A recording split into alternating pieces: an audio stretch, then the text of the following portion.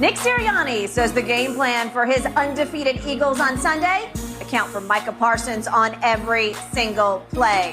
The priority is to protect Jalen Hurts from Parsons and that fierce pass rush the Cowboys have used so far this season. Now, Philly does come into this game with the highest graded pass block according to Pro Football Focus. So, Shannon, do you expect Micah Parsons to have a superstar impact on Sunday night's game, no matter how much the Eagles try to account for him? No, I don't, because I think we saw over the past two games before we played the Rams, when teams make a conscious effort to take Micah Parsons out, they can do that. They can neutralize him. And other guys, D-Law and Armstrong and those other guys were able to feast while Michael was relatively quiet.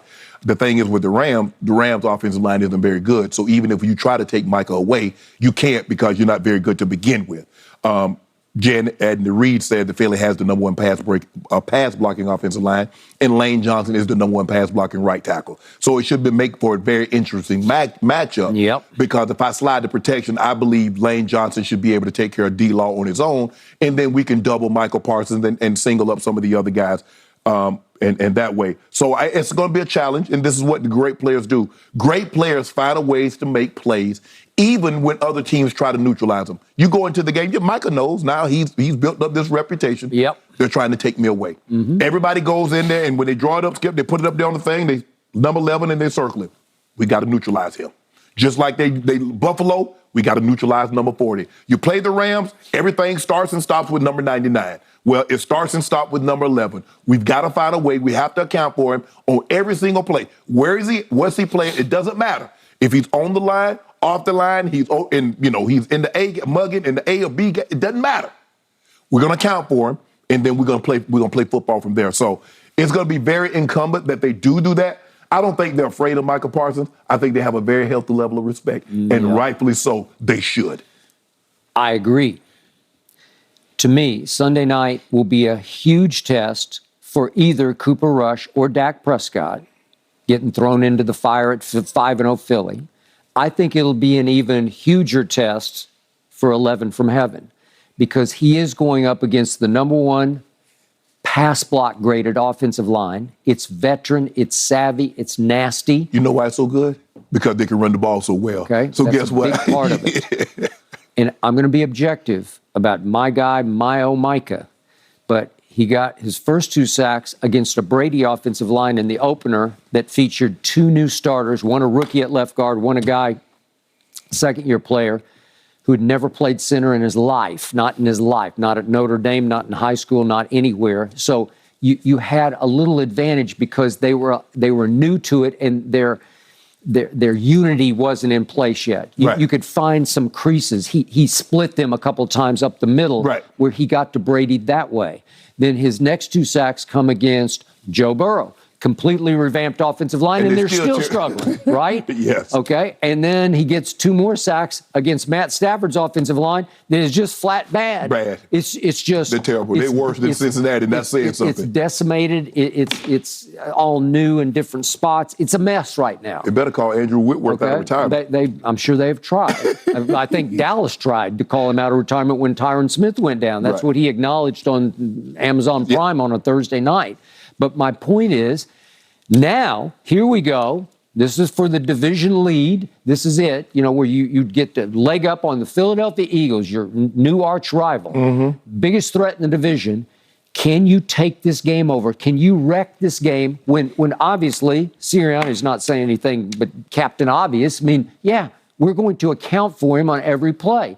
We don't fear him, but we're going to account for him. And Sirianni also acknowledged he'll probably make a couple of plays. Well, you need to make a couple of big plays in this game because the Cowboys go as your defense and you go. The thing is, Skip, is that, the way we approached it, look, Derek Thomas is going to make his plays, but just make sure the ball doesn't come out when he does. All right. Just make sure. I got it. I mean, Reggie's going to, Bruce Smith, you're talking about great, all-time great players. They're going to make their plays, but just make sure we hold on to the ball when he do. But what do you think?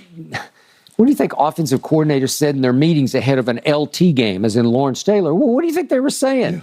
Yeah. It's him, right? It's him. He go make his play. We just make sure that when he makes his plays, we get up, we still got the ball. He doesn't have the ball. But trust me, I watched a bunch of games he played, and I don't care how they tried to stop him, they couldn't stop him. And I'm going to say it again for a guy who didn't like me, Charles Haley, who I campaigned for to get in the Hall of Fame.